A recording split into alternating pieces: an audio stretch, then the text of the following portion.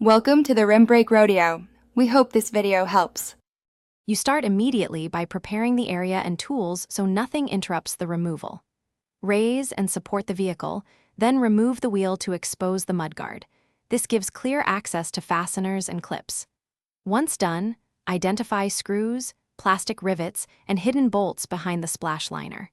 Make sure to keep fasteners organized in a tray so reassembly is fast and accurate. The goal here is clear access and minimal force. This prevents breaking brittle plastic retainers and saves time later. You now focus on the detailed removal. Unbolt visible screws first, then move to plastic rivets and hidden clips. Work methodically from one end to the other. When clips resist, wiggle and lift tabs. Do not yank. Use light heat if plastic is cold and brittle to reduce cracking.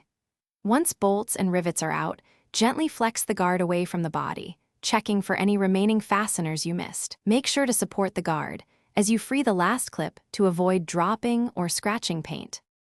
You finish by carefully removing the last section and setting the mudguard aside.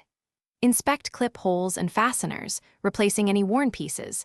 This prevents vibration and noise later. Clean debris from the mounting flange and lightly lube metal threads before reinstalling.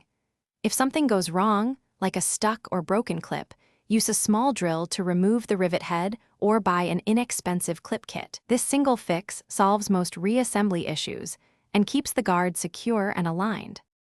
Thanks for watching. Consider subscribing if we helped you.